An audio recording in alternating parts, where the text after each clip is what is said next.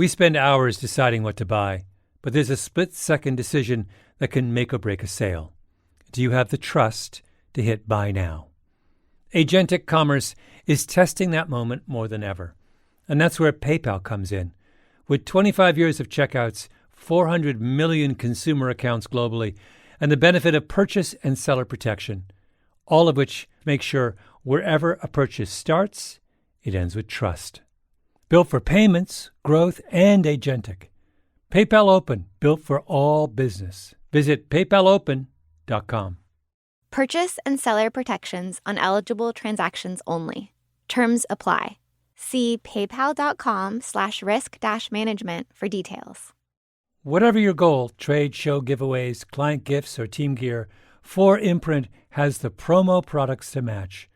With thousands of options, from apparel and drinkware to tech and totes, it's easy to find the right fit for your brand and budget, with standout choices at every price point. And with their 360-degree guarantee, you can be 4imprint certain your order will show up just right on time. Explore more at 4imprint.com. 4imprint, for certain. Liberty was never just a word. It has guided every American endeavor for the past 250 years. And now it takes form in a new way. The 2026 Semi-Quincentennial Coin and Medal Program from the United States Mint celebrates the founding ideals that have long shaped our coinage. Available 1 year only, this historic collection features new coin designs, limited edition releases, and reissues. Shop new official coins at usmint.gov/semiq. That's usmint.gov/SEMIQ.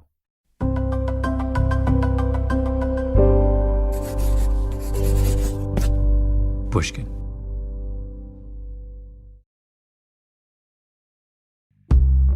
Hi, I'm Malcolm Gladwell.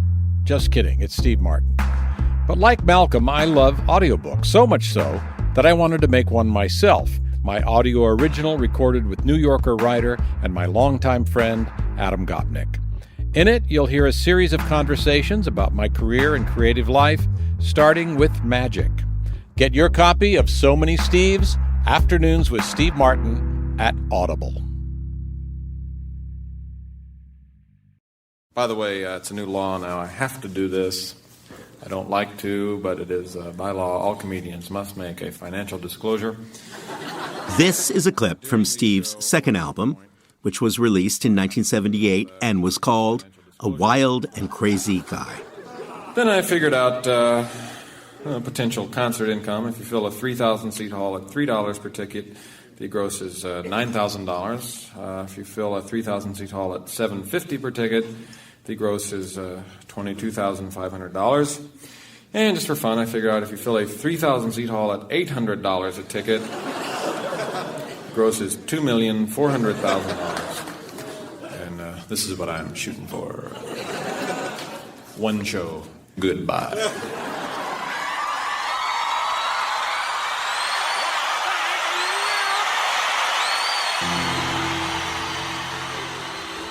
What you've just heard suggests what was happening to Steve. He went from working in small clubs where he could achieve a happy fulfillment of his absurdist manifesto with its roots in Wittgenstein's particularism and Lewis Carroll's logic and all the rest, to becoming a kind of rock star of comedy, in many ways the first rock star of comedy.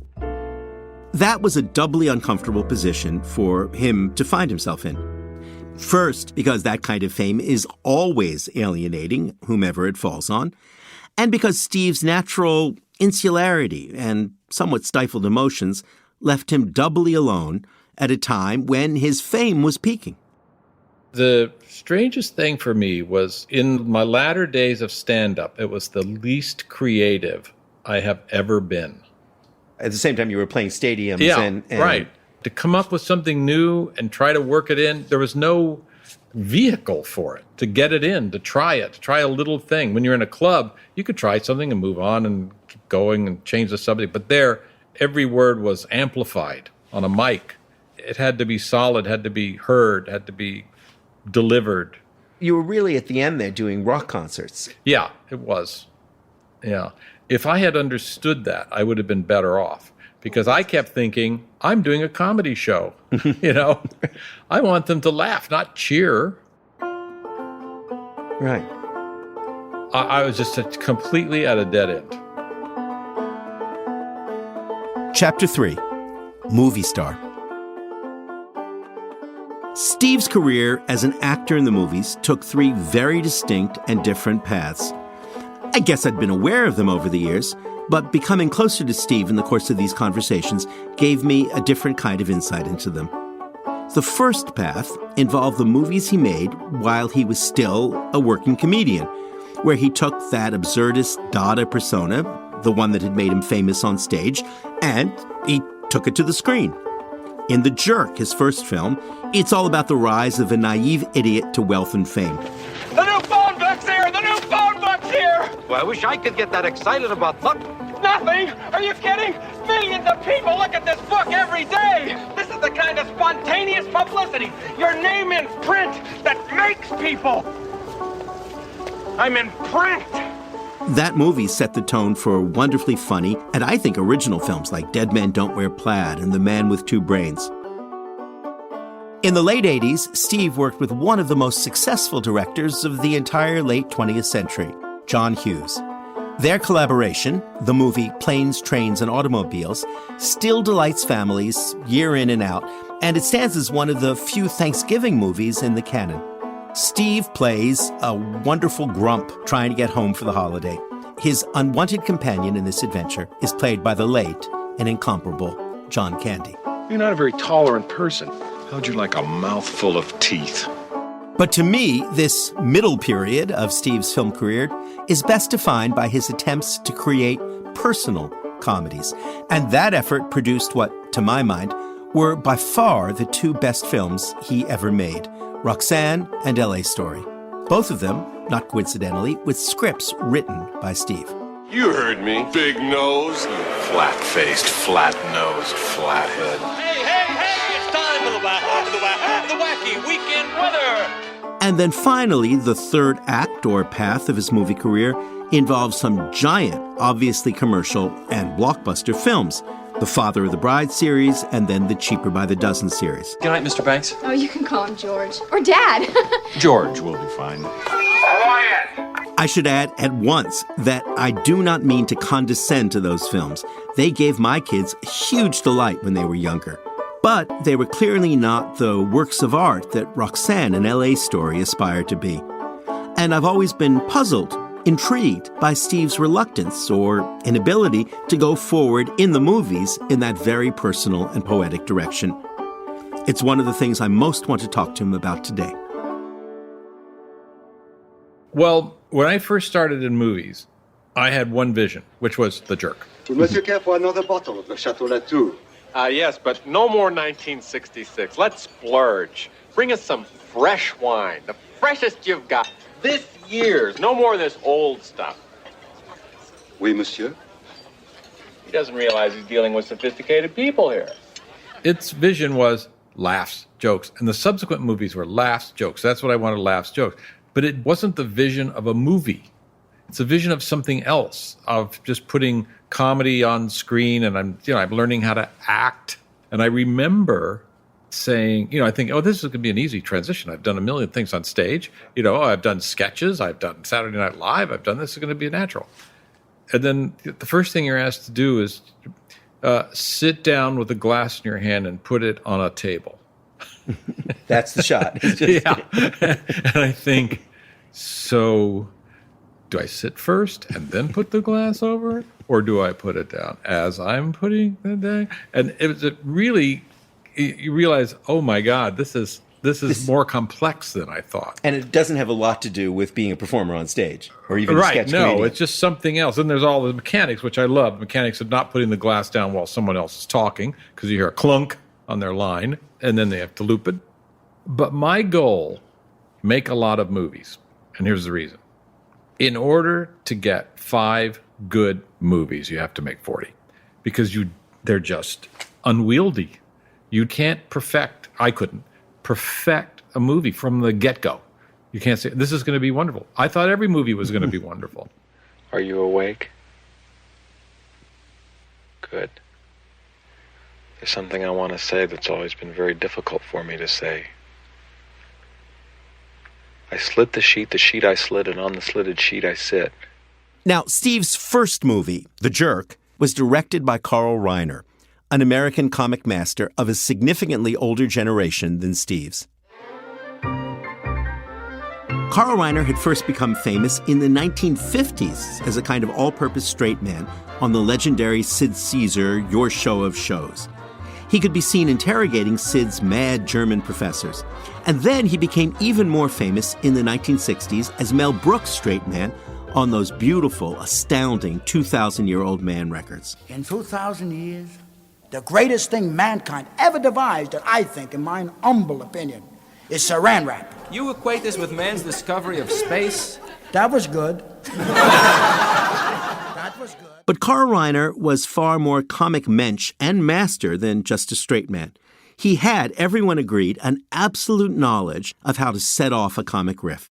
He was universally respected for his unique mix of comedy savvy and personal generosity, all enwrapped in a deep well of show business knowledge. Carl Reiner, he told me this. He said, I think it's important to have refrigerator laughs.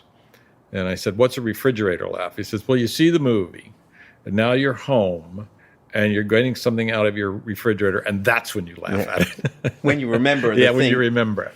And I've always found that, Mike told me once, he said, I always think we should have one thing in our movies where we say, can we do that?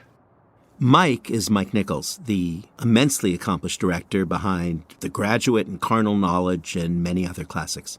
I have found over time that those little moments when you're thinking, this is not very clear, those are the ones that people pick out and remember. Like in Roxanne, it wasn't scripted, but it was starting to be dusk, and I asked the director, I said, I have an idea. There was a newspaper rack.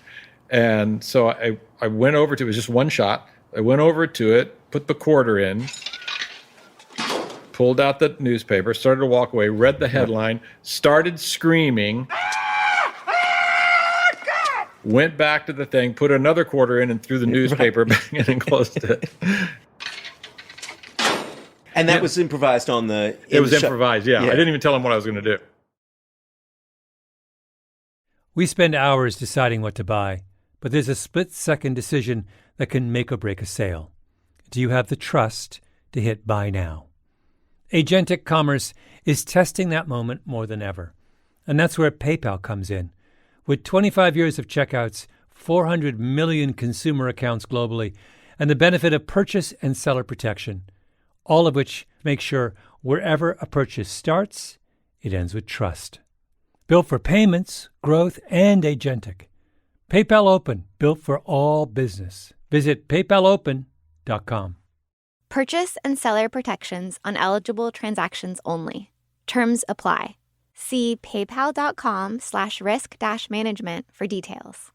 If your finance team spends more time finding data than using it, if there's one entity here and one there and one here and one there, if scaling your business feels like starting over, you need the Intuit ERP. Intuit Enterprise Suite is the AI-native ERP solution that's powerful, painless, and proven. Learn more at intuit.com/ERP. A BetterHelp ad. Have you ever had so many tabs open that your computer starts slowing down? 10 for work, 5 for family, 1 for that thing you've been meaning to figure out. 20 more are running quietly in the background. Life can feel like that too. According to BetterHelp's 2026 State of Stigma report, 85% of Americans say getting support is a smart thing to do. Yet 74% say society still discourages people from asking for help. And more than 3 in 4 Americans reported symptoms of anxiety or depression in the past 2 weeks. Therapy can help you sort through what's taking up space and attention. With BetterHelp, you can connect with a licensed therapist online on your schedule. You'll be matched based on your needs, and you can switch therapists anytime. In fact, 69% of BetterHelp users showed meaningful improvement in anxiety and depression. Maybe it's time to close a few tabs. Visit BetterHelp.com. That's better, HELP.com.